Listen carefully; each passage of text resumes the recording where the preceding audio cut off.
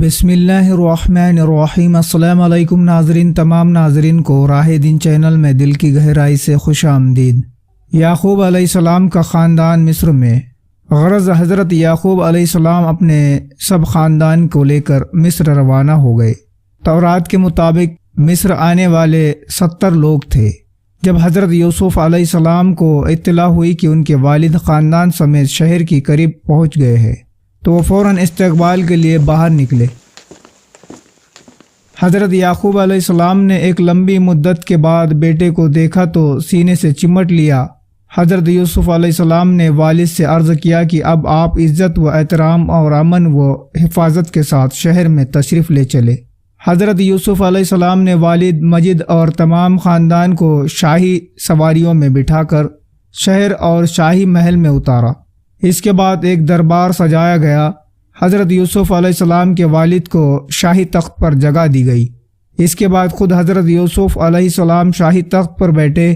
اس وقت درباری حکومت کے دستور کے مطابق تخت کے سامنے تعظیم کے لیے سجدے میں گر پڑے۔ تعظیم کا یہ طریقہ شاید پچھلے نبیوں کی امت میں جائز رہا ہو، لیکن نبی اکرم صلی اللہ علیہ وسلم نے اس قسم کی تعظیم کو اپنی امت کے لیے حرام قرار دیا ہے اور اس کو ذات الہی کے لیے مخصوص بنایا ہے۔ یوسف علیہ السلام کے تمام خاندان والوں نے بھی یہی عمل کیا۔ یہ دیکھ کر حضرت یوسف علیہ السلام کو اپنے بچپن کا زمانہ یاد آ گیا اور اپنے والد سے کہنے لگے، اور یوسف نے کہا، اے باپ، یہ ہے تاثیر اس خواب کی جو مدت ہوئی میں نے دیکھا تھا۔ میرے پروردگار نے اسے سچا ثابت کر دیا۔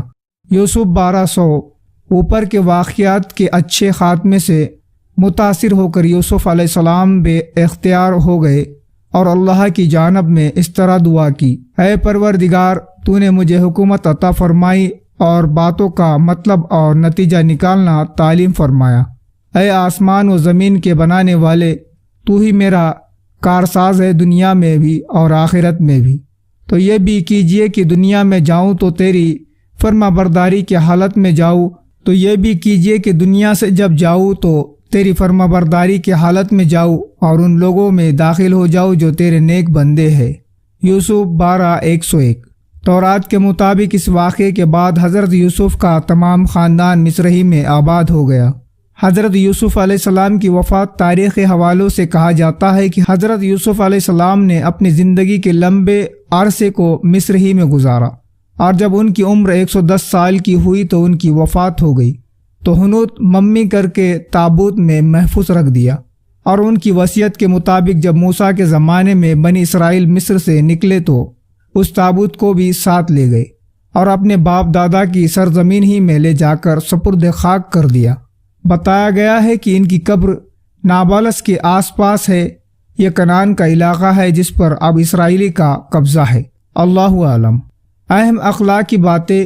اگر کسی آدمی کی نجی مزاج عمدہ ہو اور اس کا ماحول بھی پاک مقدس اور لطیف ہو تو اس آدمی کی زندگی اخلاق کریمانہ میں نمایاں اور اچھی صفاتوں میں ممتاز ہوگی اور وہ ہر قسم کے شرف و مزد کا حامل ہوگا۔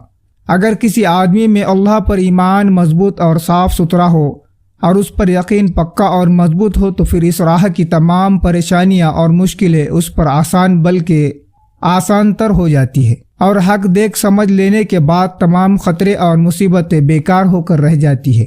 ابتلا اور آزمائش مصیبت و ہلاکت کی شکل میں ہو یا دولت و ثروت اور نفسانی اسباب کی صورت میں، ہر حالت میں انسان کو اللہ ہی کی جانب رجوع کرنا چاہیے اور اسی سے التجا کرنی چاہیے کہ وہ حق معاملے پر ثابت قدم رکھے۔